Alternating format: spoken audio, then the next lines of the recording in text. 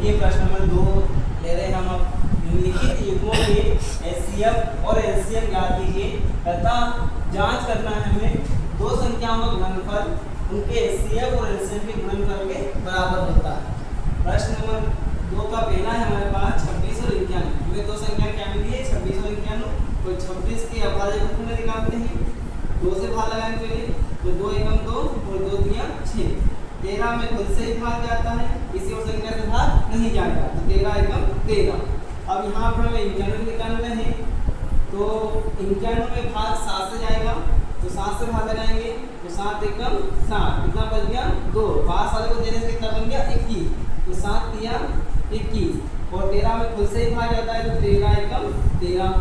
यहाँ पे हमारे पास 26 के अभाज्य गुणनफल आए हैं 2 गुना 13 और 91 के अभाज्य गुणनफल आए हैं हमारे पास 7 गुना 13। ठीक है, एचसीएफ निकालते हैं इनका।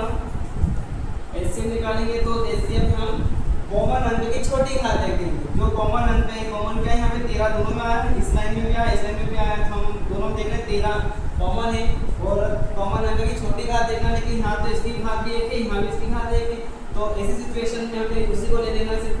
ठीक है, 13 को लेंगे। एलसीएम लेते हैं, एलसीएम में क्या करते हैं बड़ी घात देते हैं कॉमन अंक की, लेकिन कॉमन अंक की यहाँ तो बराबर घात है, तो उसी को उतार दो, लेकिन साथ ही साथ जो शेष बच जाती है उन अंकों को भी लिखना पड़ेगा। 2 और 7, तो 2 गुना 7।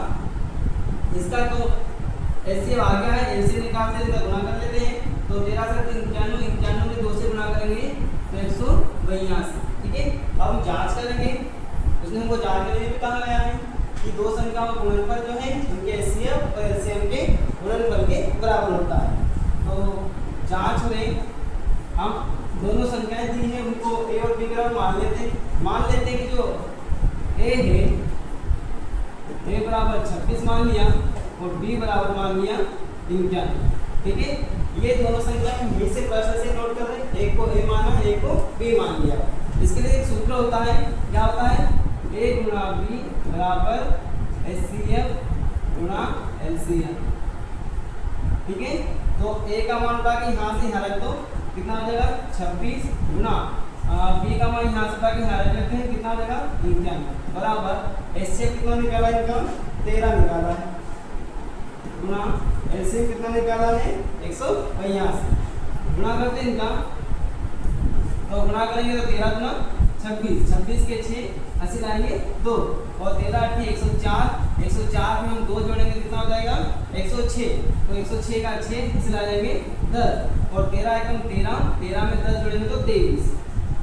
और इन दोनों संख्याओं का गुणा करेंगे आपस में, तो ये भी आपका आएगा 2366, 2366, यानी दोनों तरफ बराबर आ रहा है, तो हम कहेंगे कि हमारा एचसीएफ और एलसीएम सही है। ओके, चलो देखिए इसका रिवीजन कर लेते हैं एक बार अपन। बोला गया था कि निम्नलिखित युग्मों के एचसीएफ और एलसीएम निकालना है। साथ ही बताएंगे कि जांच कीजिए कि दो संख्याओं का जो गुणनफल है उनके एचसीएफ और एलसीएम के गुणनफल के बराबर है। ठीक है, हमने दो संख्या लेंगे 26 और 91 दिया था प्रश्न में, हमने 26 के अभाज्य गुणनफल निकाले, तो हमारा कितना आया 2 गुना 13। 91 के अभाज्य गुणनफल निकाले तो कितने आए हैं 7 गुना 13। एचसीएफ निकाला तो क्या देख रहे हैं कॉमन अंक की जो छोटी घात होती है वो देखते हैं, तो यहाँ पे इसकी घात है कि यहाँ पे इसकी घात है, छोटी बड़ी नहीं है, दोनों बराबर है, तो हमने 13 को लिख लिया वैसे। उसके बाद में एलसीएम निकालते हैं, तो जो कॉमन अंक होता है वो तो हमें लिखना ही है, कॉमन अंक की बड़ी घात देते हैं वैसे, लेकिन बड़ी घात नहीं है तो दोनों में से एक इसको वैसे लिख सकते हैं, और जो बची हुई शेष संख्या है उनको भी साथ में उतारना है अपने। ठीक है, और अपन गुणा करेंगे तो 100 कितना आएगा 182। उसके बाद में जांच के लिए कहा गया है, क्या पता है दो संख्या गुणनफल उनके एचसीएफ और एलसीएम के गुणनफल के बराबर होता है। तो ये एक सूत्र होता है, ये आपको रटना ही पड़ेगा, इसे तो आपको रटना ही पड़ेगा। हमने ए बराबर मान लिया 26 और बी बराबर मान लिया 91। ये प्रश्न में संख्या दी हुई है, कहीं और से हमने नहीं दी है, मन से नहीं दी है। ठीक है, ये यहाँ पे दी हुई प्रश्न में आपको, तो ए बराबर 26 और बी बराबर 91, यहाँ से उठा के यहाँ रख लिया, ए के स्थान पर 26, बी के स्थान पर रख लिया यहाँ से 91, बनेगा 26 गुना 91। इधर इनका एचसीएफ ने निकाला था 13 और एलसीएम निकाला है इसका 182, ये उठा के हमने यहाँ रख दिया एचसीएफ की जगह पे पे और एलसीएम लगा पे, तो हमारे पास 13 गुना 182 और इधर हो गया 26 गुना 91। इनका आपस में गुना करेंगे तो कितना आएगा 2366 और इनका आपस में गुना करेंगे तो ये भी आएगा 2366, इनकी दोनों तरफ बराबर। ये हमको लेके आना था, क्योंकि उसने पहले ही बोल दिया है बराबर दिखाना। ठीक है।